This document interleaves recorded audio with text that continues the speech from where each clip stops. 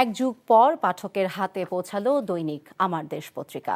পাঠক চাহিদার কারণে দিনের শুরুতে পত্রিকাটির সব কপি বিক্রি হয়ে যায়। পত্রিকা স্ট্যান্ড থেকে খালি হাতে ফিরতে হয় অনেককে। আর আমার দেশ কার্যালয় পরিদর্শন করে সরকারি দুই উপদেষ্টারা বলেছেন, আগ্রাসনের বিরুদ্ধে সোচ্চার থাকবে দৈনিক আমার দেশ। নূর হোসেনের রিপোর্ট। পরে দীর্ঘ এক যুগ বন্ধ থাকার পর আবারও নতুন উদ্যমে পাঠকের হাতে পৌঁছালো দৈনিক আমার দেশ পত্রিকা। পছন্দের পত্রিকা হাতে পেয়ে খুশি অনেকে।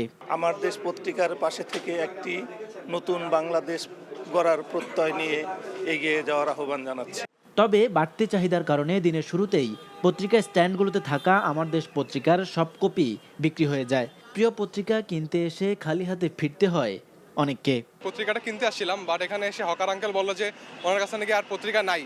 তা আমি চাই হচ্ছে তারা যাতে ভবিষ্যতে সার্কুলেশনটা আরেকটু বৃদ্ধি করে এবং প্রোডাকশনটা আরেকটু বাড়ায়। আমাদের পত্রিকা শেষ হয়েছে 10টা সাড়ে 10টার ভিতরে, এখনো থাকলে আরো এক দেশের পত্রিকা এমবি যাবে নরমালি। গত 2 মাসের টানা খাটুনির পর পত্রিকা প্রকাশিত হওয়ায় আনন্দের ফল্গুধারা বইছে পত্রিকাটির নতুন এই প্রধান কার্যালয়ে। কারণ বাজারে এই কার্যালয় পরিদর্শনে আসেন অন্তর্বর্তীকালীন সরকারের দুই উপদেষ্টা। তারা বলেন, নতুন বাংলাদেশের প্রতিচ্ছবি হবে দৈনিক আমার দেশ। বন্ধ হওয়ার আগে আমার মনে আছে এটা বিপুল ভাবে পাঠক নন্দিত ছিল এবং ফ্যাসিস্ট সরকার তারা বাংলাদেশে যে ফ্যাসিজম চালু করেছে তার পেছনে সংবাদপত্র জগতে সবচেয়ে বড় শত্রু মনে করতো মাহমুদুর রহমান ভাইকে, আমার দেশকে। আশা করব আমার দেশ অন্যায়ের বিরুদ্ধে সেই প্রতিবাদী ধারার নেতৃত্ব বজায় রাখবে।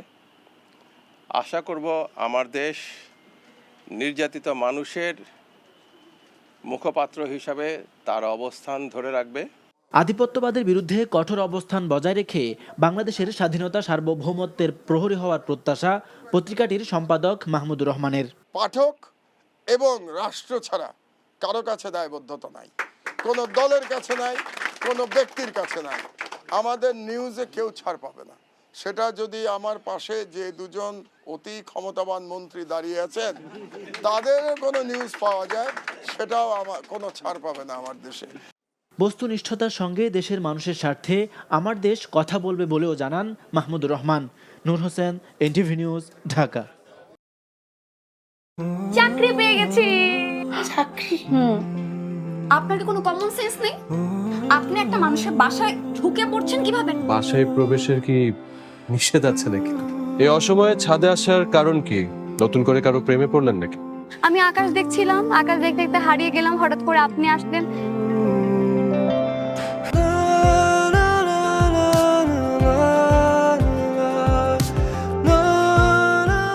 তুমি এখানে কেন?